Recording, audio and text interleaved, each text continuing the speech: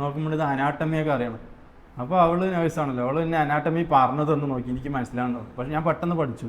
പെട്ടെന്ന് മനസ്സിലാവേണ്ടതെന്ന് കണ്ടപ്പോൾ ശരി എന്നാൽ നമുക്കൊരു നല്ല ഇൻസ്റ്റിറ്റ്യൂട്ട് നോക്കാമെന്ന് പറഞ്ഞു. ഞാൻ പോകുന്ന സമയത്തൊക്കെ ഫുള്ള് വർക്ക് ഫ്രം ഹോം ആയിരുന്നു. എല്ലാവരും വീട്ടിൽ തന്നെ ഇരിക്കുക. കോവിഡിൻ്റെ ടൈം ആയിരുന്നില്ലേ. നമ്മളൊരു 10-14 പേര് മൊത്തം നമ്മുടെ കാർഡിൽ നിന്നുള്ള 14 പേരാണ് അതിനുള്ള ഒരു ബാച്ചാണ് ഹൈദരാബാദ് ഒപ്റ്റത്തിൻ്റെ ഫസ്റ്റ് മലയാളി.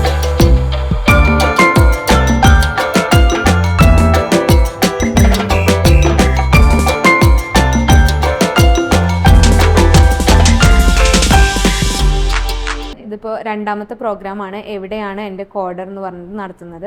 ഇതിൽ നമ്മൾ ഉദ്ദേശിക്കുന്നത് എന്താണെന്ന് വെച്ച് കഴിഞ്ഞാൽ നമ്മുടെ എക്സ്പീരിയൻസ്ഡ് ആയിട്ടുള്ള മെഡിക്കൽ കോഡേഴ്സ് ഇവിടുന്ന് കോഴ്സ് കഴിഞ്ഞ് ഇറങ്ങി ഇപ്പോൾ വർക്ക് ചെയ്തുകൊണ്ടിരിക്കുന്ന മെഡിക്കൽ കോഡേഴ്സിനെ തിരിച്ചു വിളിക്കുന്ന ഒരു പ്രോഗ്രാമാണിത്.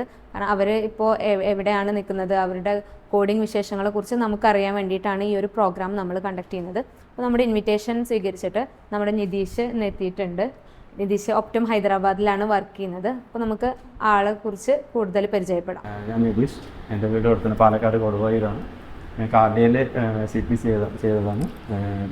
BBA കഴിഞ്ഞിട്ടാണ് CPC ചെയ്തത്. ഇപ്പോൾ ഹൈദരാബാദ് ഒപ്റ്റത്തിൽ വർക്ക് ചെയ്യുന്നു. കോഴ്സ് കഴിഞ്ഞ് 1 മാസം കഴിഞ്ഞു. അപ്പോൾ തന്നെ നമുക്ക് പ്ലേസ്മെൻറ്റ് കിട്ടിയായിരുന്നു. അങ്ങനെ ഹൈദരാബാദ് ജോയിൻ ചെയ്തു. പിന്നെ ഒരു 6 മാസത്തിന് ശേഷം കമ്പനി ഹൈബ്രിഡ് ആക്കിയപ്പോൾ നമുക്ക് 6 ദിവസം ജോലി, ബാക്കിയുള്ള ദിവസങ്ങളിൽ വർക്ക് ഫ്രം ഹോം, അങ്ങനെയുള്ള ഒരു സിസ്റ്റമാണ്. അപ്പോൾ അതുകൊണ്ട് ഞാനിപ്പോൾ നാട്ടിലാണ്. അങ്ങനെ ഇരിക്കുമ്പോഴാണ് ഇപ്പോൾ മാഡം ഇങ്ങനൊരു പ്രോഗ്രാമിനെ കുറിച്ച് പറയും അതിലേക്ക് വരികയും ചെയ്തിരിക്കുന്നത്. മെഡിക്കൽ കോഡിംഗ് എന്ന് വെച്ചാൽ നമ്മൾ യഥാർത്ഥത്തിൽ ഒരു ഡോക്ടർ ഒരു രോഗിയെ പരിശോധിച്ചതിന് ശേഷം അതിൻ്റെ നമ്മൾ ശരിക്കും നമ്മളവിടെയൊക്കെ രോഗി നമ്മൾ നോക്കി ഡോക്ടർമാർ ഇങ്ങനെ എഴുതി തരുകയും ചെയ്യും. അപ്പോൾ ചില ഹോസ്പിറ്റലുകൾ, വലിയ ഹോസ്പിറ്റലുകളിലൊക്കെ പോയി കഴിഞ്ഞാൽ ഡോക്ടർ ചോദിക്കും, രോഗി പറയും, അയാൾ എഴുതില്ല. ആ പറയുന്ന കാര്യങ്ങൾ മൊത്തം റെക്കോർഡായിരിക്കും. അപ്പോൾ വോയിസ് റെക്കോർഡ് ചെയ്തിട്ടുണ്ടാവും. ആ വോയിസ് റെക്കോർഡിന് ട്രാൻസ്ക്രിപ്റ്റേഴ്സ് ഉണ്ടാവും. അവരതിനെ ഫയലാക്കി മാറ്റും. ശരിക്കും നമുക്ക് ഇപ്പോൾ നമ്മളുടെ ഹോസ്പിറ്റലിലൊക്കെ പോയി കഴിഞ്ഞാൽ കിട്ടുന്ന ചാർട്ടുകൾ ഉണ്ടല്ലോ, ഡോക്ടർമാർ ഹോസ്പിറ്റലിൽ നിന്ന് കിട്ടുന്ന റിപ്പോർട്ടുകൾ, ആ റിപ്പോർട്ടുകളാക്കി മാറ്റുകയാണ്. അതിൽ നമ്മുടെ പഴയ അസുഖങ്ങളുണ്ടാവും, ഹിസ്റ്ററികളുണ്ടാവും. പിന്നെ അതേപോലെ ഇപ്പോൾ കറണ്ട് കണ്ടീഷൻസ്, ഇപ്പോഴുള്ള കണ്ടീഷൻ, ചീഫ് കംപ്ലയിൻസ് ഉണ്ടാവും. പിന്നെ അതേപോലെ ഇപ്പോഴുള്ള അസുഖങ്ങളുടെ തന്നെ കുറച്ച് മുമ്പുള്ള അവസ്ഥകൾ. ഇപ്പോൾ ഡയബറ്റീസ് ആണെങ്കിൽ ഇപ്പോൾ COPD എന്നൊക്കെ പറഞ്ഞാൽ കുറേ അസുഖങ്ങളുണ്ട്. അപ്പോൾ COPD ഇപ്പം എങ്ങനെയാണ്, മുമ്പ് എങ്ങനെയാണ് മനസ്സിലാണ്. അപ്പോൾ അങ്ങനെ അതിനെക്കുറിച്ചുള്ള കാര്യങ്ങൾ, ഒരു രോഗിയുടെ ഫുള്ള് ഡീറ്റെയിൽ അതിൽ പഴയതും പുതിയതും എല്ലാം അതിലുണ്ടാവും. ആ അസുഖങ്ങളെ മുഴുവനും നമ്മൾ കോഡുകളാക്കി മാറ്റണം. അതാണ് ശരിക്കും അത് ICDയിൽ ചെയ്യണത്. ഇപ്പോൾ CPDയിലേക്ക് കിടക്കണമെന്ന് വെച്ച് കഴിഞ്ഞിട്ടുണ്ടെങ്കിൽ അതിനുള്ള പ്രൊസീജിയറുകളെ മുഴുവനും നമ്മൾ കോഡുകളാക്കി മാറ്റണം. അങ്ങനെ ആ കോഡാക്കി മാറ്റുന്ന പ്രക്രിയയാണ് നമ്മൾ മെഡിക്കൽ കോഡിംഗ് എന്നുള്ള ഈ ജോലിയിലുള്ളത്. മെഡിക്കൽ കോഡിംഗ് പഠിക്കാൻ എളുപ്പമെന്ന് വെച്ചാൽ ഒരു ഐഡിയ ആണത്. ഇപ്പോൾ നമ്മൾ ബൈക്ക് ഓടിക്കില്ലേ, ബൈക്ക് ഓടിക്കുമ്പോൾ ആദ്യം നമ്മൾ ഗിയറിട്ട് വിടുമ്പോൾ, ക്ലച്ച് വിടുമ്പോൾ വണ്ടി ഓഫ് ആവും. പിന്നെ കുറച്ച് നാൾ കഴിയുമ്പോൾ അത് നമ്മുടെ സബ് കോൺഷ്യസ് മൈൻഡാണ് അത് മുഴുവൻ ചെയ്യുക. നമ്മൾ ആ സമയം മൊബൈൽ നോക്കും, വേറെ പലതും ചെയ്യും. വണ്ടി ഇങ്ങനെ കയറിയിട്ട് വണ്ടി പോയിക്കൊണ്ടിരിക്കില്ലേ. അതേപോലെ നമുക്കിത് നോക്കാനൊരു ഐഡിയ ഉണ്ട്, ചാർട്ടിൻ്റെ എവിടെ എന്ത് നോക്കണം, അങ്ങനെയുള്ള അത് കിട്ടിക്കഴിഞ്ഞിട്ടുണ്ടെങ്കിൽ നമ്മുടെ കണ്ണ് ഓട്ടോമാറ്റിക്കലി അവിടെ പോകുന്നു, കോഡ് ചെയ്യുന്നു, കഴിഞ്ഞു, അത്രേ ഉള്ളൂ. അപ്പോൾ അതേപോലെ തന്നെ ബുക്കിൽ നമ്മളിപ്പോൾ നമ്മൾ പഠിക്കുന്നത് ബുക്കിലായിരിക്കും. ജോലിയിലേക്ക് കിടക്കുമ്പോൾ ബുക്കിൻ്റെ ആവശ്യമേ വരില്ല. അങ്ങനെ അപ്പോൾ നമ്മുടെ ഒരു ഇതുപോലെ ഇരിക്കും. നമ്മൾ എത്ര പ്രാക്ടീസ് ചെയ്യുന്നോ അത്രയും എളുപ്പമായിരിക്കും. വർക്കിംഗ് ഫസ്റ്റ് പോയ സമയത്ത് കുറച്ചൊക്കെ നമുക്കൊരു ബുദ്ധിമുട്ടുണ്ടായിരുന്നു. നമ്മൾ ബുക്ക് പഠിച്ചിട്ടല്ലേ പോണത്. പോയി അവിടെ ചെന്ന ശേഷം ചാർട്ട് കിട്ടുമ്പോൾ ചാർട്ടിൽ എന്താണ് നമ്മൾ എടുക്കേണ്ടത്, ഇതൊക്കെ നമുക്കൊരു മാസത്തെ ട്രെയിനിങ് തരും. എന്നാൽ പോലും നമ്മളെ ഒറ്റയ്ക്ക് ഒരു സിസ്റ്റത്തിന് മുമ്പിൽ ഇരുത്തിയിട്ട് നമുക്ക് ഒറ്റയ്ക്ക് ഒരു ചാർട്ട് തരും. ഹെൽപ്പിനൊന്നും ആരും ഉണ്ടാവില്ല. ഞാൻ പോകുന്ന സമയത്തൊക്കെ ഫുള്ള് വർക്ക് ഫ്രം ഹോം ആയിരുന്നു. എല്ലാവരും വീട്ടിൽ തന്നെ ഇരിക്കുക. കോവിഡിൻ്റെ ടൈം ആയിരുന്നില്ലേ. നമ്മളൊരു 10-14 പേര് മൊത്തം നമ്മുടെ കാർഡിൽ നിന്നുള്ള 14 പേരാണ് അതിനുള്ള ഒരു ബാച്ചാണ് ഹൈദരാബാദ് ഒപ്റ്റത്തിൻ്റെ ഫസ്റ്റ് മലയാളി ബാച്ച്. അത് നമ്മളെ വിലയിരുത്തിയ ശേഷമാണ് അവർ ഇപ്പോൾ സിഗ്മയിൽ നിന്നും അവിടെ നിന്ന് ഇവിടെ നിന്നൊക്കെ ഹയർ ചെയ്തിരിക്കുന്നത്. അപ്പോൾ നമ്മുടെ ബാച്ച് പോകുമ്പോൾ അവിടെ നമ്മൾ മാത്രമേ ഉള്ളൂ. ബാക്കി ഫ്ലോർ ഫുള്ള് കാലിയാണ്, ഒറ്റ ആളില്ല. അപ്പോൾ നമുക്ക് ഡൗട്ട് ചോദിക്കാനോ ഒന്നിനും ആരുമില്ല. അപ്പോൾ ചാർട്ട് കിട്ടിക്കഴിഞ്ഞാൽ നോക്കി ഇങ്ങനെ ഇരിക്കുകയാണ്, എന്താ ചെയ്യേണ്ടതെന്ന് അറിയാണ്ട്. അപ്പോഴും പിന്നെ മാനേജറിനെ കൊണ്ട് സംസാരിക്കും. മാനേജർ എക്സ്പീരിയൻസ് ഉള്ള ഒരാളെ നമുക്ക് കണക്ട് ചെയ്ത് തരും. അയാളെ നമ്മൾ പറയേണ്ടത് SME എന്നാണ് പറയുക. അയാളെ കൊണ്ട് നമുക്ക് എന്ത് സഹായങ്ങളാണെങ്കിലും ചോദിക്കാം. അപ്പോൾ ആൾ എക്സ്പീരിയൻസ്ഡ് ആണല്ലോ. അപ്പോൾ നമ്മൾ അയാളോട് ഓരോ ഡൗട്ടുകൾ ചോദിക്കുമ്പോൾ ആൾ പറഞ്ഞു തരും. അതനുസരിച്ച് നമ്മൾ ചെയ്യും. അങ്ങനെ ചെയ്ത് ഒരു കുറച്ച് നാൾ കഴിയുമ്പോഴേക്കും നമുക്ക് ഏകദേശം കാര്യങ്ങൾ മനസ്സിലാവും. ഈ വന്ന ഒരേ ചാർട്ടുകൾ തന്നെ, അതായത് ഒരേ പാറ്റേണിലുള്ള ചാർട്ടുകൾ തന്നെ വീണ്ടും റിപ്പീറ്റ് ആയിട്ട് വരുന്നത്. പിന്നെ എല്ലാ മേഖലയുള്ളവർക്ക് ഇതിൽ സ്കോപ്പ് ഉണ്ടാവും, അതോ മെഡിക്കൽ വിഭാഗമായിട്ട് ബന്ധപ്പെട്ട ആൾക്കാർക്ക് മാത്രമാണ്? അങ്ങനെയൊന്നുമില്ല. അപ്പോൾ അവിടെ ജോലി ചെയ്യണതിൽ ഏതെങ്കിലും ഒരു ഡിഗ്രി വേണം, ഏതെങ്കിലും ഒരു ഡിഗ്രി വേണം. ആ ഡിഗ്രി പിന്നെ നമുക്ക് CPC ഉള്ളവർക്ക് കുറച്ചും കൂടി ഇത് കൂടും, പ്രാധാന്യം കൂടും. CPC ഇല്ലാത്തവരെ ചില കമ്പനികൾ എടുക്കുന്നുണ്ട്, പക്ഷെ അവർക്ക് അവിടെ നിന്ന് മാറിയിട്ട് വേറൊരു കമ്പനിക്ക് പോകുമ്പോഴും CPC അവിടെ മസ്റ്റാണ്. അപ്പോൾ നമുക്ക് ഇപ്പോൾ CPC ഉള്ളവർക്ക് അത് വേണ്ടാത്ത കമ്പനിയിലും ജോലി ചെയ്യാം, വേണ്ടയിടത്തും ജോലി ചെയ്യാം. CPC ഇല്ലാത്തവർക്ക് അത് ഇല്ലാണ്ട് എടുക്കുന്ന കമ്പനികളിൽ മാത്രമേ പറ്റുള്ളൂ. പിന്നെ പുറത്തേക്കൊക്കെ പോകാൻ ഉദ്ദേശിക്കുന്നുണ്ടെങ്കിൽ CPC എന്തായാലും വേണം. പുറത്തോട്ടൊക്കെ നല്ല സ്കോപ്പ് ഉള്ളതാണ് അത്? പുറത്തോട്ട് സ്കോപ്പ് ഉണ്ട്. നമ്മൾ ഇപ്പോൾ എൻ്റെ ഒരു അനുഭവം വെച്ചിട്ട് പുറത്തേക്ക് പോകണമെങ്കിൽ അവിടെ പോയി അന്വേഷിക്കണം ജോലി. ഇവിടുന്ന് നമ്മൾ അന്വേഷിച്ചിട്ട് പോലും നടക്കില്ല. അവിടെ ചെന്ന ശേഷം അവിടെ അന്വേഷിച്ച് ജോലി കണ്ടുപിടിക്കണം. അങ്ങനെ തന്നെ പോയവർക്ക് 90% പേർക്കും കിട്ടിയിട്ടുണ്ട്. പലരും ഇവിടുത്തെ ജോലി കളഞ്ഞ് അവിടെ പോകാൻ പേടിച്ചിട്ടും പിന്നെ ഈ വിസിറ്റിംഗ് വിസയുടെ പൈസ അങ്ങനെയുള്ള കാര്യങ്ങളൊക്കെ നോക്കിയിട്ട് എങ്ങനെ പോകാത്തത്, പോയാൽ കിട്ടുന്നുണ്ട്. +2 കഴിഞ്ഞ് എനിക്ക് ചെയ്യാൻ ഇഷ്ടമുണ്ടായിരുന്നത് ഈ ഹാർഡ്വെയർ എഞ്ചിനീയർ ആണെന്നാണ് ആഗ്രഹം ഉണ്ടായിരുന്നത്. പക്ഷേ എൻ്റെ വീട്ടിലത്തെ ഒരു സാമ്പത്തിക സ്ഥിതി വെച്ചിട്ട് അവർക്ക് എന്നെ ഹാർഡ്വെയർ എഞ്ചിനീയറിംഗ് പറഞ്ഞാൽ അവർക്ക് അതിനെക്കുറിച്ച് നോളജോ ആ ഒരു ലെവലൊന്നും ഉണ്ടായിരുന്നില്ല, പൈസയൊന്നും ഇല്ലാത്ത കൊണ്ട്. എൻ്റെ അമ്മയ്ക്ക് പറ്റുന്ന ഒരു ഡിഗ്രി എന്ന് പറഞ്ഞിട്ട് BCom ചേർത്തി. എനിക്ക് ഒട്ടും താല്പര്യം ഉണ്ടായിരുന്നില്ല BCom. +2 തന്നെ ജയിച്ചത് എൻ്റെ അയൽവക്കത്ത് ചേച്ചി ഹെൽപ്പ് ചെയ്തിട്ടാണ്. അവിടെ കയറി കുറേ ബിസിനസ്സുകൾ, അക്കൗണ്ടൻസി, അതായത് കുറേയൊക്കെ പഠിച്ചു. എനിക്ക് പറ്റുന്നുണ്ടായിരുന്നില്ല, ഞാനത് ഡ്രോപ്പ് ചെയ്തു. ഫൈനൽ ഇയർ ആയപ്പോൾ ഞാൻ പരിപാടി അവസാനിപ്പിച്ചു. എന്നിട്ട് ഞാൻ ബാംഗ്ലൂർ പോയി, എൻ്റെ ഒരു കൂട്ടുകാരൻ്റെ കമ്പനിയിൽ കയറി. അവൻ്റെ ബേസിൽ ഞാൻ ജോലിക്ക് കയറി. കുഴപ്പമുണ്ടായിരുന്നില്ല. ഒരു വർഷം കഴിയുമ്പോഴേക്കും നല്ല പൊസിഷൻ അല്ല, പോയതിനേക്കാളും കുറച്ചും കൂടി ബെറ്ററായി. പക്ഷേ സാലറി ഒന്നും മതിയാവുണ്ടായിരുന്നില്ല. അങ്ങനെ ഞാൻ വേറെ ജോലി നോക്കി. അപ്പോഴേക്കും ഞാൻ കുറേ ലാംഗ്വേജൊക്കെ പഠിച്ചു. ഇപ്പോൾ അവിടെ കന്നഡം, ഇംഗ്ലീഷ്, ഹിന്ദി. ഈ ഒരു വർഷത്തിനുള്ളിൽ ഞാനതൊക്കെ സംസാരിക്കും, ഫ്രഷ് മൈൻഡല്ലേ. പക്ഷേ ഞാൻ അവിടെ നിന്ന് ഇറങ്ങുമ്പോഴേക്കും Excel, VLOOKUP, HLOOKUP അങ്ങനെയുള്ള കാര്യങ്ങളൊക്കെ നന്നായിട്ട് പഠിച്ചിട്ടുണ്ട്. അതുപോലെ മെയിൽ അയക്കാനുള്ള മെയിലിൻ്റെ ഫോർമാറ്റുകൾ, കാര്യങ്ങൾ, വേർഡ്സ്, അതൊക്കെ നന്നായിട്ട് പഠിച്ചിട്ടുണ്ടായിരുന്നു. അപ്പോൾ അങ്ങനെ അത്രയും നോളജ് ആയപ്പോൾ ഒരു മൾട്ടിനാഷണൽ കമ്പനിയിലേക്ക് ഇൻ്റർവ്യൂവിന് പോകണം. സംഭവം എനിക്ക് ഡിഗ്രി ഇല്ല, എന്നിരുന്നാൽ പോലും അവരെൻ്റെ ആ ഒരു സംസാര രീതിയും മറ്റുള്ള അവരെന്നോട് ക്വസ്റ്റ്യൻ ചോദിക്കുമ്പോൾ ഞാൻ കൊടുത്ത ആൻസറും വെച്ചിട്ട് അവരെന്നെ സെലക്ട് ചെയ്യായിരുന്നു ആ കമ്പനിയിലേക്ക്. അങ്ങനെ അവിടെ കയറി അവിടെ ഒരു 3 വർഷം വർക്ക് ചെയ്തു. പിന്നെ എനിക്ക് സ്വന്തമായിട്ട് എന്തെങ്കിലും ചെയ്യണം എന്നൊരു ആഗ്രഹം വന്ന് നാട്ടിൽ ഞാൻ ഒരു ബിസിനസ് സ്റ്റാർട്ട് ചെയ്തു. വലിയ കുഴപ്പമുണ്ടായിരുന്നില്ല. ഒരു വിധത്തിലിങ്ങനെ പോയിക്കൊണ്ടിരിക്കുമ്പോഴാണ് പിന്നെ കുറേ പ്രശ്നങ്ങൾ, ഈ കൊറോണ, വെള്ളപ്പൊക്കം, അങ്ങനത്തെ ഒരുപാട് പ്രശ്നങ്ങളൊക്കെ വന്നപ്പോൾ എല്ലാവരുടെയും പോലെ എൻ്റെ ബിസിനസ്സും താഴ്ന്നു. പിന്നെ ഞാൻ അവിടെ തന്നെ ആയതുകൊണ്ട് വൈഫ് നേഴ്സാണ്. അവൾ സൗദിയിലൊക്കെ ജോലി ചെയ്തിട്ടുണ്ടായിരുന്നു. പക്ഷെ പുറത്തേക്ക് പോകാൻ പറ്റുന്നില്ല അവൾക്ക്. ഞാൻ ഈ ബിസിനസ്സും കൊണ്ട് ഇവിടെ നടക്കല്ലേ. അങ്ങനെ ഇരിക്കുമ്പോഴാണ് മറ്റുള്ള എന്തെങ്കിലും ഒരു ഇതിലേക്ക് നമുക്ക് നോക്കണം എന്ന് പറഞ്ഞ് ഇങ്ങനെ ഓരോ കോഴ്സുകൾ ഇങ്ങനെ സെർച്ച് ചെയ്തുകൊണ്ടിരിക്കുമ്പോഴാണ് ഈ മെഡിക്കൽ കോഡിങ്ങിനെ കുറിച്ചിട്ട് ഞാനല്ല കണ്ടത്, അവളാണ് കണ്ടത്. പഠിക്കാൻ പറ്റുമോ ചോദിച്ചു. നോക്കുമ്പോണ്ട് എനിക്കിനി പഠിക്കാനൊരു മൂഡില്ല. എന്താ വെച്ചാൽ പഠിത്തം നിർത്തിയിട്ട് കാലങ്ങൾ കുറേയായി. പഠിക്കാൻ ഒരു മൂഡില്ല. പറഞ്ഞൊന്ന് ട്രൈ ചെയ്യുക എന്ന് പറഞ്ഞ് ശരിയെന്ന് പറഞ്ഞ് നമ്മൾ നോക്കുമ്പോഴത്ത് ഓപ്പൺ ബുക്ക് എക്സാമാണ്, സിമ്പിളല്ലേ, ബുക്ക് തുറന്ന് വെച്ച് എഴുതിയാൽ മതിയല്ലോ എന്നൊക്കെ ഉള്ളൊരു കൺസെപ്റ്റിൽ നോക്കുമ്പോൾ ഇത് അനാട്ടമിയൊക്കെ അറിയണം. അപ്പോൾ അവൾ നേഴ്സാണല്ലോ, അവൾ എന്നെ അനാട്ടമി പറഞ്ഞു തന്നു നോക്കി, എനിക്ക് മനസ്സിലാവുന്നത്. പക്ഷെ ഞാൻ പെട്ടെന്ന് പഠിച്ചു. ഫസ്റ്റ് തന്നെ പറഞ്ഞത് ഹാർട്ടിൻ്റെ ഒക്കെ ആയിരുന്നു. പെട്ടെന്ന് മനസ്സിലാവേണ്ടതെന്ന് കണ്ടപ്പോൾ ശരി എന്നാൽ നമുക്കൊരു നല്ല ഇൻസ്റ്റിറ്റ്യൂട്ട് നോക്കാമെന്ന് പറഞ്ഞു. ഇൻസ്റ്റിറ്റ്യൂട്ട് സെർച്ച് ചെയ്തപ്പോൾ കുറേ നോക്കി. പക്ഷെ അന്ന് ഓൺലൈനിലല്ലാതെ ഓഫ്ലൈൻ ക്ലാസ് ഉണ്ടായിരുന്നത് കാർഡിയയിൽ മാത്രമായിരുന്നു.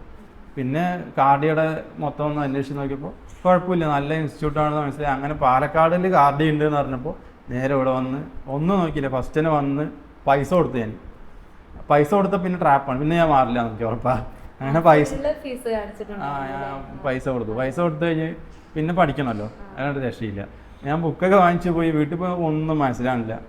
പിന്നെ അന്ന് ഇവിടെ ഉണ്ടായിരുന്നത് നമ്മുടെ ബീന മാഡം ആയിരുന്നു. അവർ ഫസ്റ്റ് ഇവിടെ വന്നപ്പോൾ തന്നെ എൻ്റെ കൂടെയുള്ള ഒരു കുട്ടി, പേര് പറയില്ല, അവരൊക്കെ നെഗറ്റീവായിട്ട് പറഞ്ഞു. അതായത് ഏറ്റവും നല്ല ഇൻസ്റ്റിറ്റ്യൂട്ട് വേറൊരു ഇൻസ്റ്റിറ്റ്യൂട്ടാണ്, അവിടെ പഠിച്ചാൽ മാത്രമേ നമ്മൾ പാസ്സാവുള്ളൂ, ബാക്കിയൊക്കെ ഒരു ഫേക്ക് പോലെയാണ്, അവിടെ ഒന്നും പഠിച്ചാൽ നമ്മൾ പാസ്സാവില്ല. അങ്ങനെ അപ്പം എൻ്റെ മനസ്സൊന്ന് ടയേർഡായി. ഇനിയിപ്പോൾ അവിടെ വന്ന് ചേരുകയും ചെയ്തു, ഇനിയിപ്പോൾ ഇത് പാസ്സാവില്ലേ.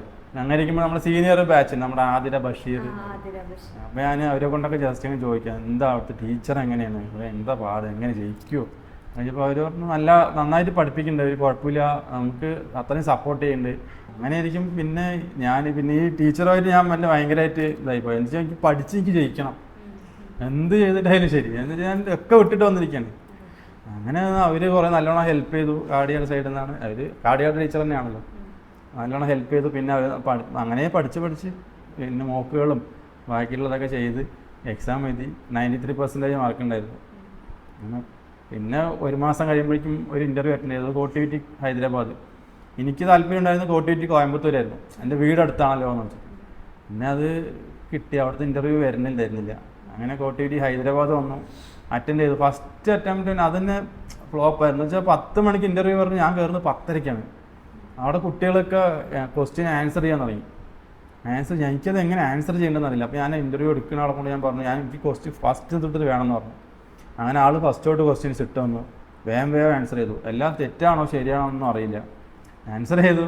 കഴിഞ്ഞ് കുറേ എന്തൊക്കെ ചോദിച്ചു. ഇനി ഇതിൽ ആരൊക്കെ പാസ് ഫെയിൽ എന്നുള്ളത് അപ്പം തന്നെ പറയും. ഒറ്റ ആളും പാസ്സായില്ല, എല്ലാവരും ഫെയിലായി ആ ഇൻ്റർവ്യൂവിൽ. പക്ഷേ ആ ഫെയിലായവരിൽ നിന്ന് പോലും 3 പേരെ എടുത്തു, എനിക്ക് കിട്ടിയില്ല. അപ്പം ഞാൻ വിളിച്ചു ഇൻ്റർവ്യൂ എളുപ്പമല്ലാന്ന്. പിന്നത്തെ ഇൻ്റർവ്യൂവിന് ഞാൻ പഠിച്ചു കഴിഞ്ഞ് അപ്പോൾ എനിക്ക് ഇൻ്റർവ്യൂവിന് ഇവിടുന്ന് കുറേ, ശരിക്കും പറഞ്ഞാൽ ആ കോട്ടിവിറ്റിയുടെ ഇൻ്റർവ്യൂവിന് ആ സമയത്ത് ഒന്നും ഉണ്ടായിരുന്നില്ല അങ്ങനെ നമുക്ക് സപ്പോർട്ട്. പക്ഷെ ഒപ്റ്റത്തിൻ്റെ ഇൻ്റർവ്യൂ വന്നപ്പോൾ കാർഡിയാട് സൈഡിൽ നിന്ന് നല്ല സപ്പോർട്ട് ഉണ്ടായിരുന്നു. മറ്റേ ഒരു മാഡം ഉണ്ടായിരുന്നു, പേര് മഹാലക്ഷ്മി, ശ്രീലക്ഷ്മി. അവര് പിന്നെ ഒരു ഡോക്ടറായിട്ടുള്ളൊരു അവര് എന്തായാലും ഞാൻ പറയാണ്ടിരിക്കാൻ പറ്റില്ല. അവര് നല്ലോണം ഹെൽപ്പ് ചെയ്തിട്ടുണ്ട് ആ ഇൻ്റർവ്യൂവിൻ്റെ സമയത്തൊക്കെ. എനിക്ക് രാവിലെ തന്നെ അവർ ഫോൺ ചെയ്തിട്ട് എന്നോട് പറയാൻ പറയും, നീ സെൽഫ് ഇൻട്രൊഡക്ഷൻ പറയാൻ പറയും. ഞാൻ പറയാൻ ഓക്കെ ഇങ്ങനെ മതി അങ്ങനെയൊക്കെ പറഞ്ഞാൽ. പിന്നെ ഇൻ്റർവ്യൂ വന്നപ്പോഴും അവിടെ ഇൻ്റർവ്യൂവിന് ചോദിക്കുന്ന ക്വസ്റ്റ്യന് നമ്മുടെ വാട്സപ്പ് ഗ്രൂപ്പ് ഉണ്ടായിരുന്നല്ലോ, ആ ഗ്രൂപ്പിൽ ഇങ്ങനെ വന്നുകൊണ്ടേയിരിക്കും. ഞാൻ നോക്കുമ്പോൾ എല്ലാ ഈ ചോദിച്ച ക്വസ്റ്റ്യൻസ് മൊത്തം എൻ്റെ ഒരു നോട്ടുണ്ട്, ഈ മറ്റേ ICDയുടെ ഗൈഡ് ലൈൻസ് എഴുതി. ആ ICDയുടെ ഗൈഡ് ലൈൻസിലുള്ള നോട്ടിലുള്ളത് ഒഴിച്ചിട്ട് വേറെ ഒന്നുമില്ല. ഞാനത് മൊത്തം കാണാണ്ട് അങ്ങോട്ട് പഠിച്ചു വെച്ച സാധനമായിരുന്നു. ഒന്ന് റീഫ്രഷ് ചെയ്തിട്ട് ഇൻ്റർവ്യൂവിനെ ആയിരുന്നു. 4 ക്വസ്റ്റ്യനെ ചോദിച്ചുള്ളൂ, മതി എന്ന് പറഞ്ഞു. അങ്ങനെ സെലക്ട് ചെയ്യും, അവിടെ ജോലിക്ക് കയറി. ഇതാണ് ഇതുവരെയുള്ള കഥ. കണക്കിന് ആൾക്കാർ ഇത് പഠിച്ചിറങ്ങുന്നുണ്ട്. ഇത്ര പേർക്കും ആവശ്യമുണ്ടോ ഈ ഫീൽഡിൽ? അതായതില്ലേ, നമ്മൾ ഡിഗ്രി പഠിക്കുന്നില്ലേ, ഡിഗ്രി പഠിച്ച എല്ലാവർക്കും ജോലി കിട്ടുമോ? ഇല്ല. അപ്പോൾ അതിന് ജോലി അന്വേഷിച്ച് നമ്മൾ കണ്ടുപിടിച്ച് പോകാൻ തയ്യാറാണ് വെച്ചിട്ടുണ്ടെങ്കിൽ ജോലി ഉറപ്പാണ്. ഇപ്പോൾ എൻജിനീയറിങ് പഠിച്ചിട്ട് എത്രയോ പേര് വെറുതെ നടക്കുന്നുണ്ട്. എൻ്റെ കൂടെ പഠിച്ച ജോലി കിട്ടാത്ത ആൾക്കാർ ഇനിയുണ്ട്. അതിൻ്റെ അർത്ഥം ജോലി ഇല്ലാണ്ടല്ലോ, അതിന് ശേഷം ഇറങ്ങി എത്രയോ പേര് ജോലിക്ക് കയറിയില്ലേ. അവർ റെഡിയല്ല, അവരുടെ കുറേ നിബന്ധനകളുണ്ട്, അതെല്ലാം ഫുൾഫിൽ ആയാലേ അവർ ജോലിക്കുള്ളൂ. ഈ മെഡിക്കൽ കോഡിങ്ങിൻ്റെ സാധ്യതകൾ പറ്റി ഇപ്പോൾ ഈ AI വന്ന അതിൻ്റെ അല്ലേ, അതായത് AI കോഡിങ് ഇപ്പോഴും ഉണ്ട്, മുമ്പും ഉണ്ട്. ഞങ്ങൾ AI ചെയ്ത ചാർട്ട് ഞങ്ങൾ ചെയ്യുന്നുണ്ട്. AI ഒരു പ്രശ്നം എന്ന് വെച്ചിട്ടുണ്ടെങ്കിൽ, ഒരു ഡയബറ്റീസ് മെലിറ്റസ് അതിന് DM എന്നാണ് പറയുക. DM എന്ന് കണ്ടു കഴിഞ്ഞാൽ കോഡ് ചെയ്യാനുള്ളതായിരിക്കും ചിലപ്പോൾ അതിൽ പ്രോഗ്രാം ചെയ്ത് വെച്ചിട്ടുണ്ടാവുക. അപ്പോൾ അതിൽ നോ DM എന്നുണ്ടെങ്കിലും DM കോഡ് ചെയ്യും. അതിൻ്റെ ഫ്രണ്ടിൽ നോ എന്നുണ്ട്, അത് AIക്ക് അറിയില്ല. അപ്പോൾ നമുക്ക് ആ AI ചെയ്ത ചാർട്ട് നമുക്ക് വരും, അതിൽ ആ കോഡ് ഉണ്ടോ ഇല്ലയോ എന്ന് കണ്ടുപിടിക്കാനായിട്ട്.